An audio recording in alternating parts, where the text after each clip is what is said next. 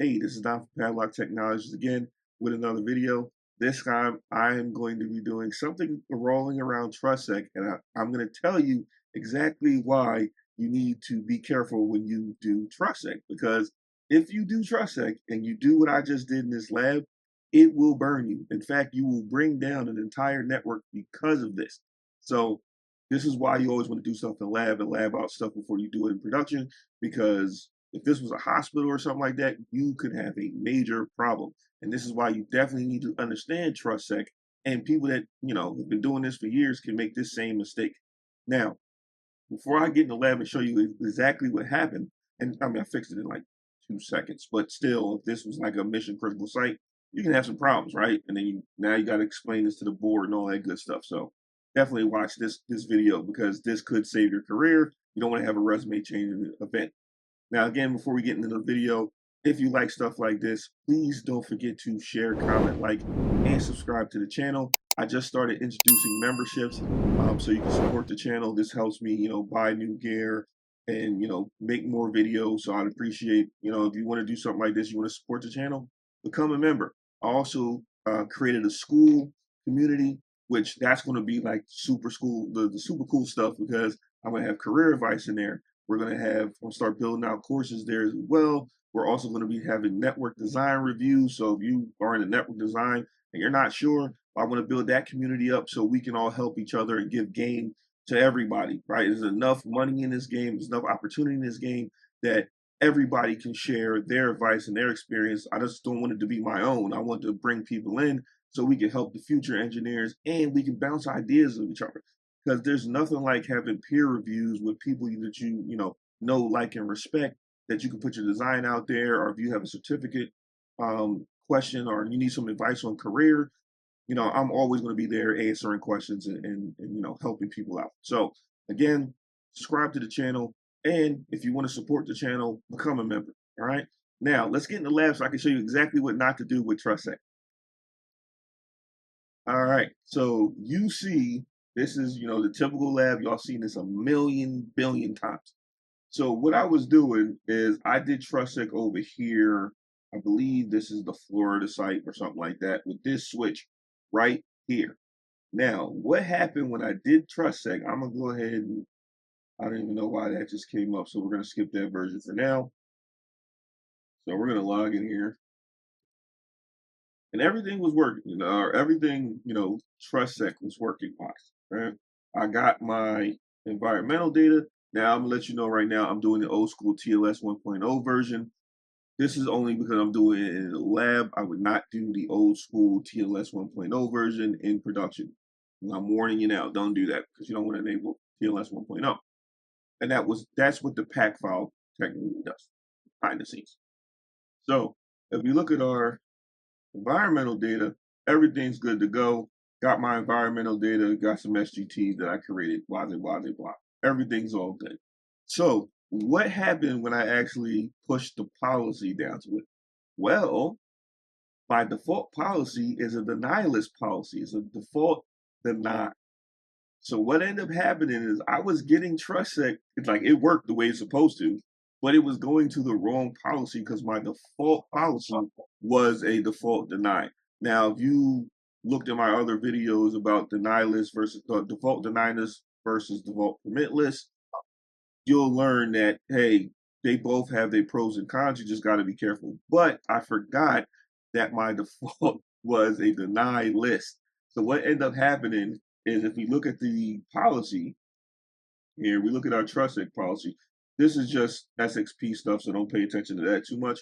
So if I look at my, CTS role-based permissions here, this, instead of being a permit IP as a default, was a denied. So I was pinging, doing all this stuff, trying to get DHCP to work, and it wasn't working. And I was like, wait a minute. I did do TrustSec for this. Let me go and look at my default policy. And then that's when I found, like, oh yeah, I'm doing, multiple matrices. So I was pushing the default matrix and not the permit matrix to it. And I'm gonna show you what that looks like here. Let me just slide this over here. You don't need to really pay attention to this because that's just a stupid tech note. But if we go over to our TrustSec, We go to our policy. Remember, I'm using default. My default was this production matrix, which I should have renamed this to, default deny or something like that. But I think production you can't. I don't think you can name that or rename it. So if we go to our production matrix that doesn't have anything applied to it, as you can see, the default policy is denied IP, and then this is an explicit permit stuff that I'm doing. Well, guess what happens when you do that? Everything in here, like from a ping perspective, anything that you deny off the rip, and I changed the tag for this specific site.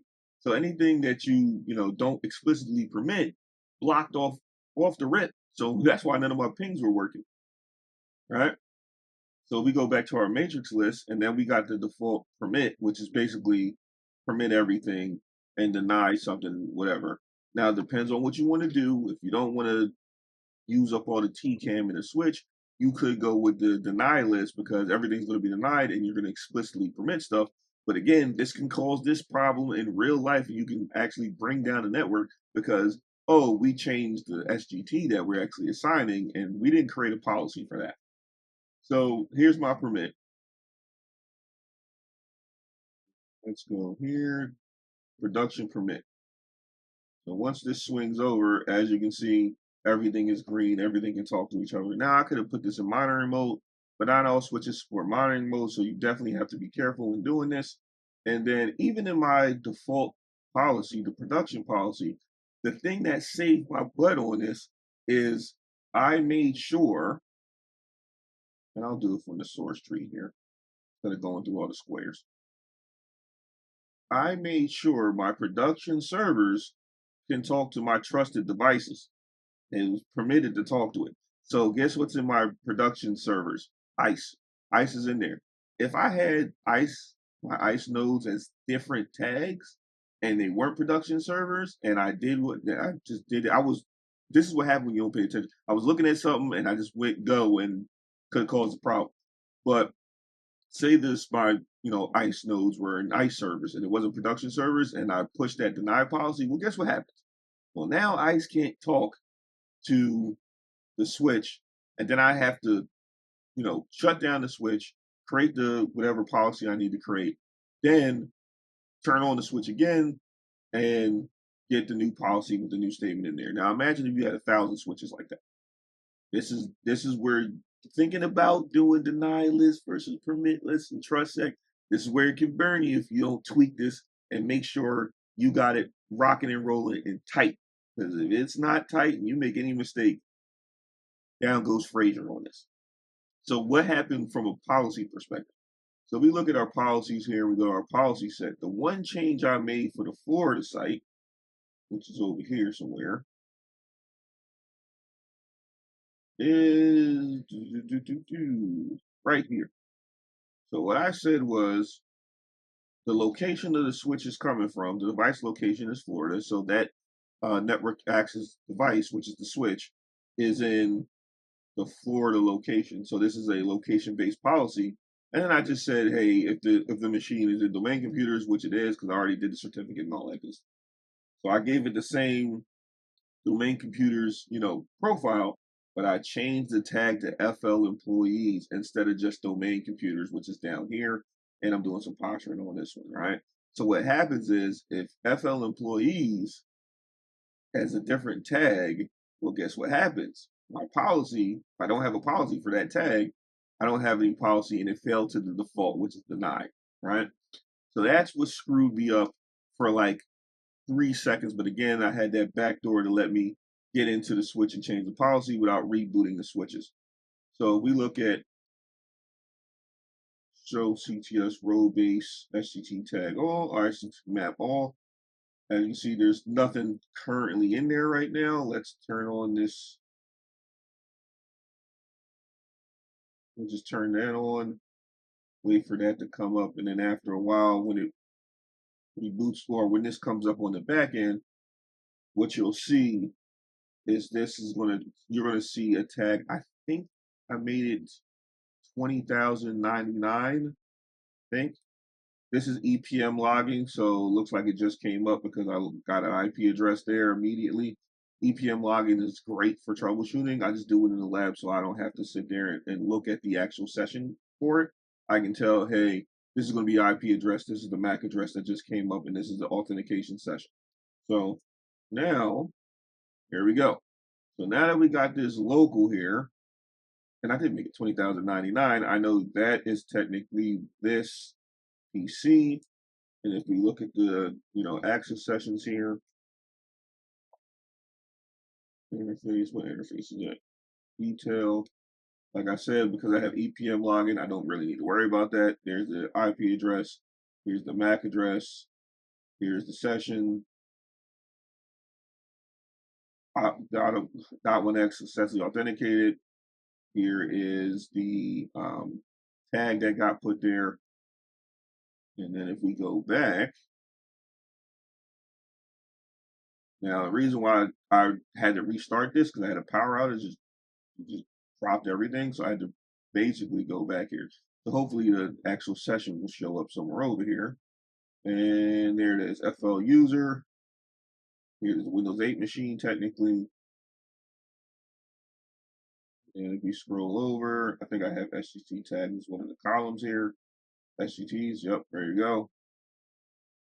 So this is, I don't have to actually go into the Radius live log. I can see what everything is there. Now, hopefully,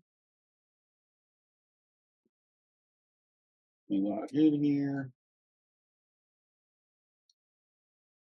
And I have a site-to-site VPN on the FortiGates, which I made another hilarious mistake there that I'll probably talk about. This is why you need to know network fundamentals, because I figured that out in 10 seconds as well. It was really based on the firewall, but I'll probably talk about that in another video. Didn't take that long, but again, if you don't know network fundamentals, you could be troubleshooting for hours, and it's something as simple as, like I did it for 10 seconds, saw it, and was like, oh, I just need to change this. Now, let's just make sure we can ping. And because I got an IP address, I know this is working because DHCP relay is actually sending that DHCP request, that the DORA process. So when you do a discovery, it's sending that, it's capturing that, unicasting it to one of my DHCP servers. Then the response comes back, I accept it, and now I got an IP address. So that definitely came from my DC. If the VPN wasn't working, I wouldn't have got an IP address. I probably wouldn't have got authenticated either, because that radio packet never would have went to ICE. It would have went to my critical default data domain, and then I still would have got on the network per se, but I would have had no IP address. So I'd have got an ARPA address or something like that, which is the 169.254 address. So again, let's get out of the lab and let's talk about what I just, spat over. I don't know how long this video is, but let's just talk about what we just went over. So again, this is for my ice heads, especially my TrustSec people. Gotta be careful when you do TrustSec, because if you gotta be careful when you're doing multiple matrices. So if you got death round matrix and stuff like that, you definitely got to be careful, because if you don't plan this out right from a classification, propagation, enforcement standpoint, but if you don't plan this out and you do something wrong, or you have the wrong tagging in there and you don't have a policy for it, you could eventually black hole traffic. That is the whole point of this video. Just be careful when you do trust it. So this is Don from Padlock Technologies. Again, if you haven't already, please don't forget to share, comment, like, and subscribe, like I said in the beginning of the video. And if you want to support this channel, like I said, consider becoming a member. You're never going to regret becoming a member, because you'll have my undivided attention. You guys get priority first. And then if you want, it depends on what, membership you choose. You can start out small if you just getting in the game and you just want some quick answers. Or if you want that network design review, you want that certification advice, you want that career advice, move up to the highest level, and that's when you really start getting, and we really start building that community. You really start getting real value, and you go from zero to hero real fast when you got other people who have walked the path you're trying to walk now. It's Don for Padlock Technologies again. Thank you, and have a nice day.